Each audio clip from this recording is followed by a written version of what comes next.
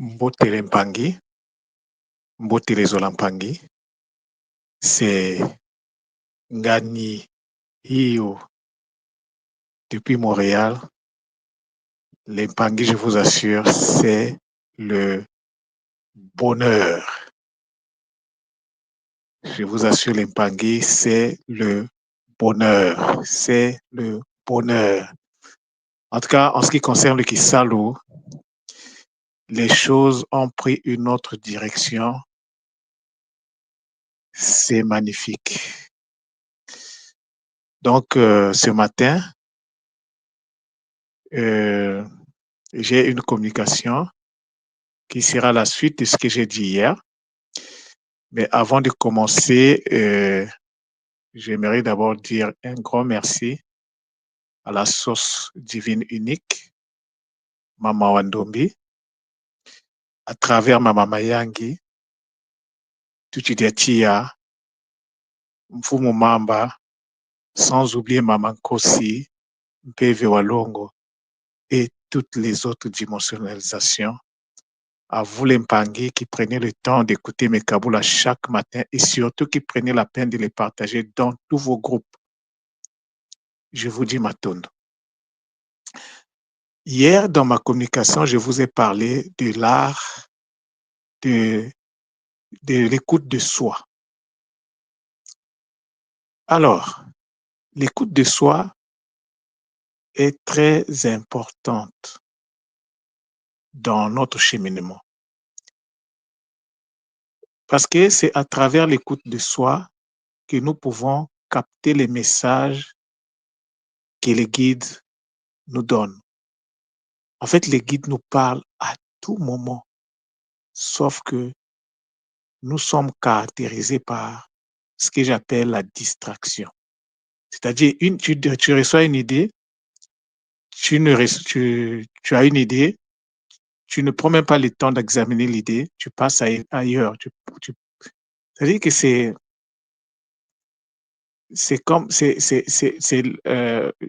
je pourrais dire la manifestation d'un manque de discipline, en fait. Il nous manque beaucoup de discipline.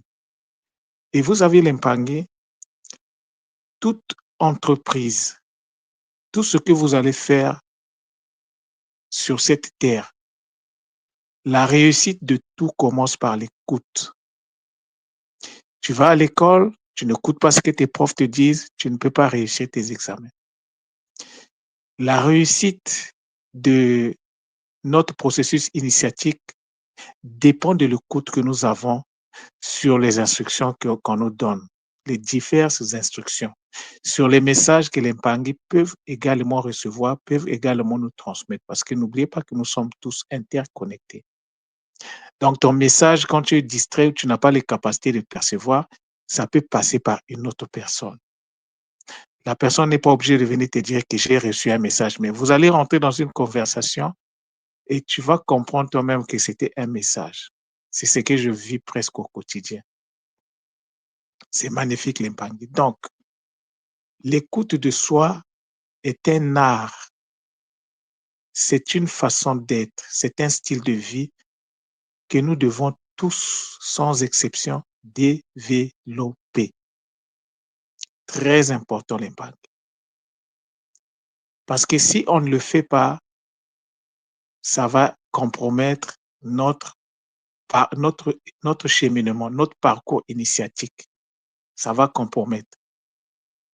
Il ne faut jamais penser que c'est un hasard si aujourd'hui, toi qui m'écoutes, tu as eu cette impulsion de pouvoir cliquer sur le lien et de pouvoir écouter. Parce que je suis sûr qu'il y a beaucoup de gens qui ne vont pas écouter ce câble-là, même s'ils sont abonnés. Beaucoup ne vont pas l'écouter. Mais toi qui vas m'écouter aujourd'hui, prends ça vraiment comme un message qui vient directement des guides pour te dire d'installer la discipline dans ta façon de traiter les informations que tu reçois de tes guides. L'homme ne pense pas, l'homme est pensé. Toute pensée vient d'ailleurs, les pensées viennent des guides. Lorsque tu es aligné avec tes guides, les guides te parlent. Mais lorsque tu n'es pas aligné, lorsque tu n'es pas connecté à tes guides, ce sont des entités du bas astral qui te manipulent. Donc, ça ne veut pas aussi dire que toute information que tu reçois, ça vient forcément de tes guides. Il faut analyser l'information. Est-ce que ça tend vers l'élévation ou bien ça tend vers l'abaissement, l'affaissement? Est-ce que ça monte ou ça descend? Tout doit être examiné. Est-ce que c'est une information qui t'apporte quelque chose, un plus ou un moins? Mais quand ça t'apporte un moins, ça veut dire que tu as un travail à faire pour que de ce travail-là, tu puisses monter, pour que en fait, tu dois transmuter le moins en plus. Et lorsque nous n'écoutons pas, à un certain moment, les guides sont obligés de nous faire marcher à pas forcés, c'est-à-dire qu'ils vont bloquer toutes les issues de ta vie et ils vont te laisser juste une seule porte. Donc, c'est là où ça devient compliqué, c'est là où la vie devient compliquée, les finances, les quoi, le mariage, la famille. À un certain moment, il y a rien qui marche. Cela est dû au fait que tous les messages qu'on a commencé à te donner depuis des années, tu ne fais pas cas à ça, tu ne fais pas attention à ça. Alors, on est obligé de te faire marcher à pas forcer. Et ce n'est pas mauvais. Je suis vraiment content parce que c'est en d'autres termes, ce que, maman Elisha, hier dans sa communication, nous avait dit que on ne peut pas éliminer le moins. C'est-à-dire que Isfet, celui qu'on appelle Isfet, mais il n'est pas contre nous, en fait. Au contraire, il est là pour nous aider à avancer. Il n'a jamais été contre nous.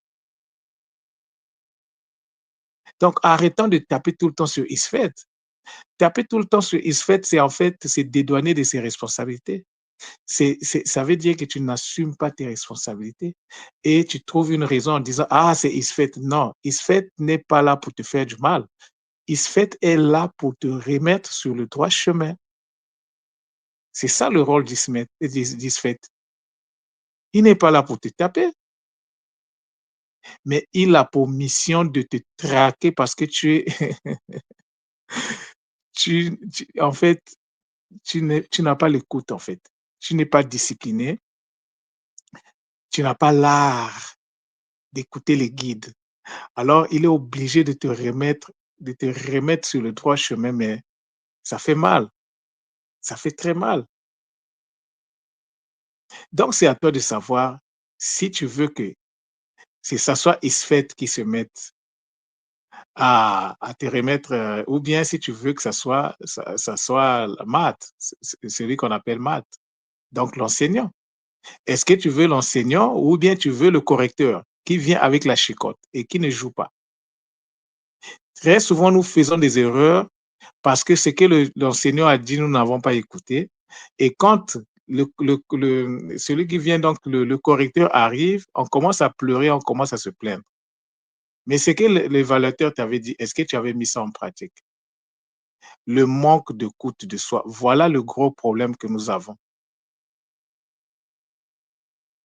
Le gros problème que nous avons, c'est ça. Et développer la capacité de s'écouter demande une certaine discipline de vie. C'est un style à développer en fait. Donc, toi, le Mpangé qui m'écoute, lorsque tu reçois une idée, l'idée là n'est pas de toi. Tu ne penses pas, tu es pensé. Il faut examiner l'idée. Si l'idée tend vers le positif, c'est bon. Si l'idée tend vers le négatif, ça veut dire que tu as un travail à faire pour remettre l'équilibre en place. L'équilibre, on ne peut pas avoir l'équilibre si on n'a pas le moins, si on n'a pas le plus. L'équilibre demande que nous puissions avoir les deux polarités. Si on élimine, par exemple, comme disait maman Elisha hier, là, si on élimine, par exemple, la peur, on n'a que la joie. On sera déséquilibré, en fait. L'équilibre demande qu'il y ait la peur et la joie, mais à un niveau où il n'y a personne qui prend le dessus sur l'autre. Même s'il y a l'un qui prend le dessus, mais l'autre va faire que ça va se mettre à zéro. Ça va se mettre au centre. Donc, en fait, l'équilibre consiste à toujours rechercher son centre dans tout ce que nous faisons. C'est magnifique.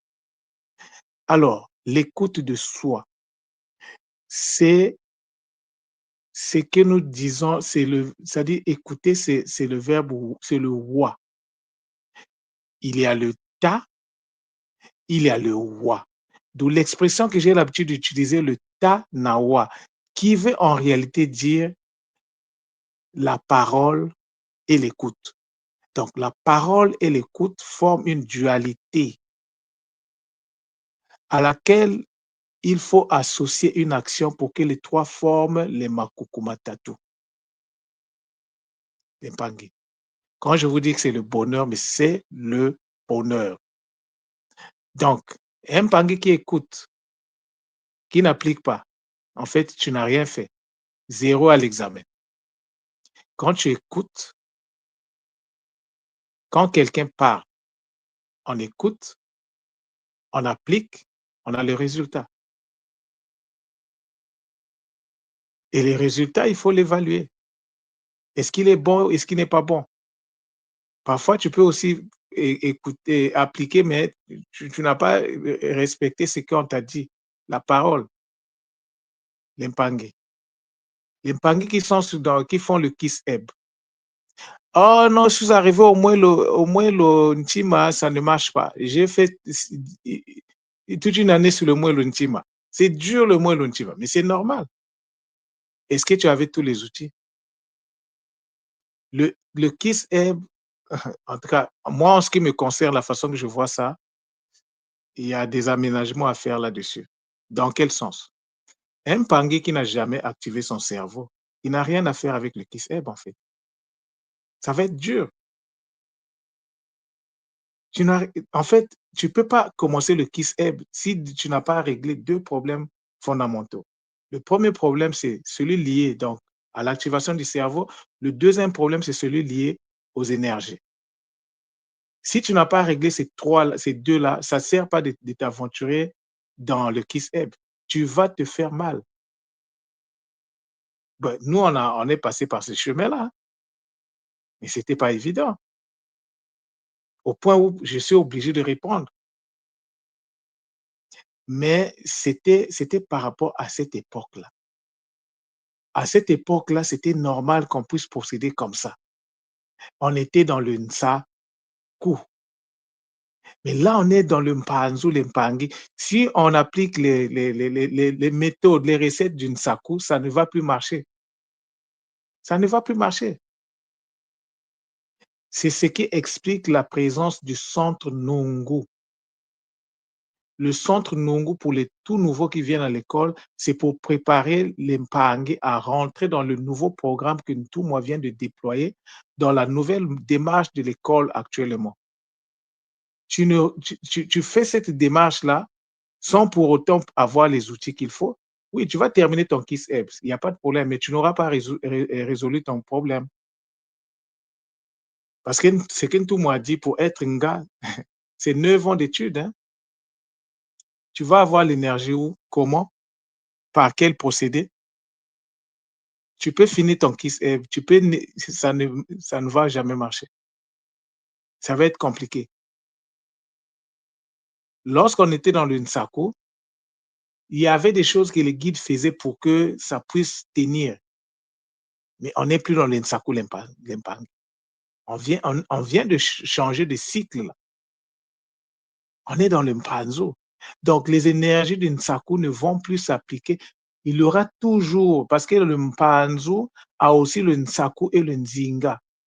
C'est comme le Nsaku a le Mpanzo et le Nzinga. C'est pour ça que vous voyez que même dans le Nsaku, on avait des techniques. Mais les techniques, ce n'était pas ça qui était primordial. C'était secondaire, les techniques. Mais actuellement, ce sont les techniques qui sont primordiales. Ce sont les techniques qui sont primordiales. C'est-à-dire que tu reçois la connaissance, mais tu n'as pas les outils pour donc appliquer cette connaissance, tu vas te faire mal. L'impangué. Moi, vous savez que quand il faut parler, je parle. Je ne suis pas là pour gérer les émotions des gens. Moi-même, j'en ai les miennes. Donc, je dois gérer mes émotions à moi. Mais quand il faut délivrer le message des Bakulo, je le dis en Mondo Vision, je ne gère aucune émotion de quelqu'un.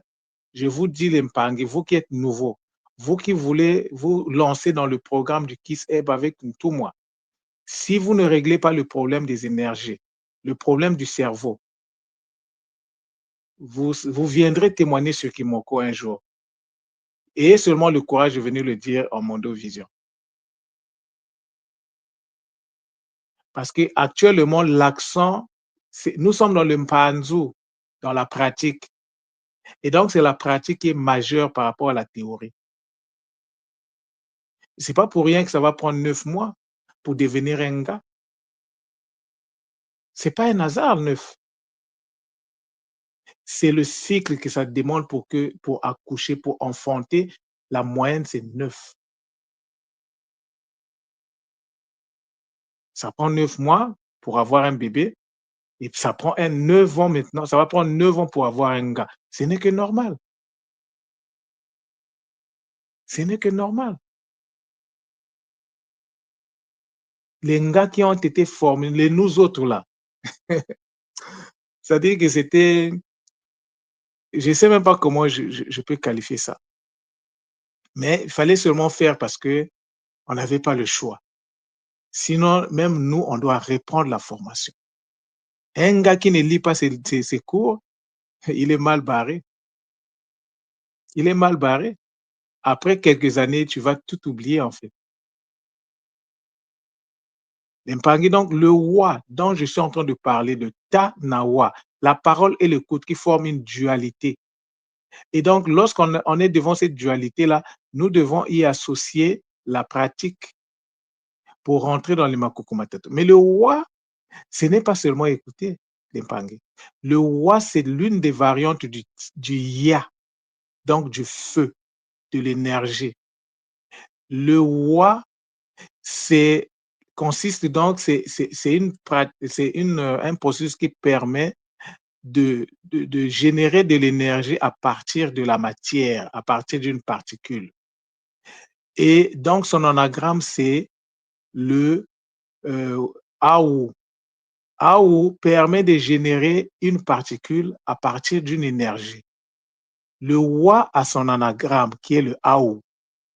Le AU a son anagramme qui est le Wa. Et les deux doivent fusionner pour donner le I. Le I là, le I dont on vous parle là, la potentialité là, dans le Nzi, il faut le reconstituer dans le Nza.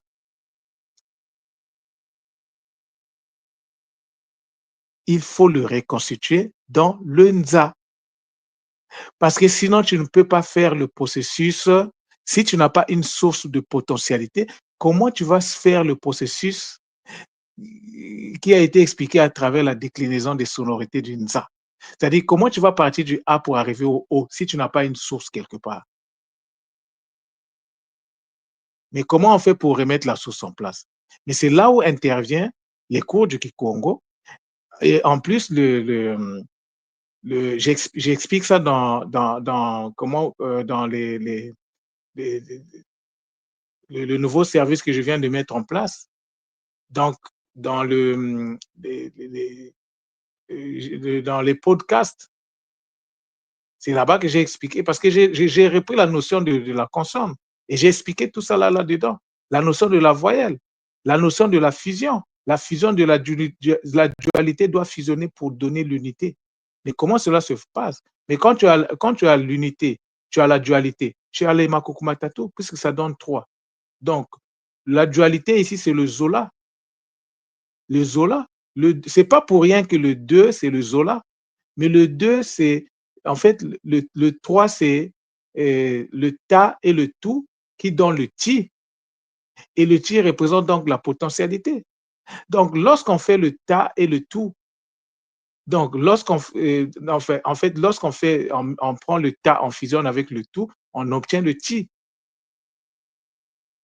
Et c'est le ti qui donne la force, qui donne l'impulsion pour que tu puisses avancer, en fait, pour arriver jusqu'au to. L'impangi. Ta nawa. Tu n'écoutes pas, c'est déjà mort, comme dit Ntoum. Le secret de la vie réside dans l'écoute. l'écoute de soi d'abord et en plus l'écoute des autres. Parce que si tu ne sais pas t'écouter toi, tu ne peux pas écouter les autres. Les autres vont parler, tu ne vas jamais écouter en fait. Et nous sommes presque tous comme ça. Moi, je l'ai compris, ça fait pas longtemps. Mais comment j'ai pu comprendre ça? Ça fait pas longtemps que j'ai compris cette notion-là. Mais comment j'ai compris? Qui m'a enseigné ça? C'est le Kikongo qui m'a enseigné. Moi, je suis enseigné. Tout ce que je vous dis, c'est le cours du Kikongo qui me l'enseigne. L'Impangé. Donc, comme on a toujours l'habitude de dire, si tu ignores, tu seras ignoré. Tu ne peux récolter que ce que tu sèmes ou ce que tu as sémé.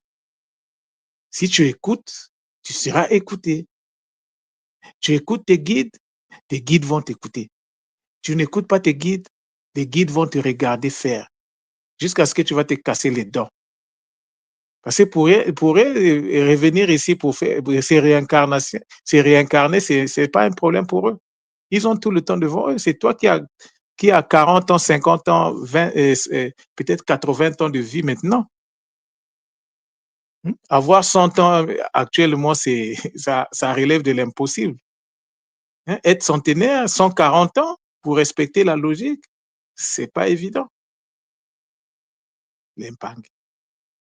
Donc voilà la communication que j'avais à donner. Il fallait que je la donne parce que quand les Bakoulou parlent, il faut exécuter. Et c'est ça que je fais à travers. Mais ce que je vous donne là, c'est le 10% de ce que j'ai reçu comme message. Ça veut dire que pour accéder aux autres informations, il y a deux possibilités. Soit tu vas t'abonner au cours du Kikongo, soit tu vas prendre donc l'abonnement pour les podcasts. Mais l'abonnement pour les podcasts n'est que complémentaire. En fait, normalement, tu devais t'abonner aux deux. Parce que dans les cours du Kikongo, je vais en profondeur, j'explique cette notion-là de la dualité d'Impangé. Donc, c'était un plaisir immense, incommensurable pour moi de vous avoir fait cette communication.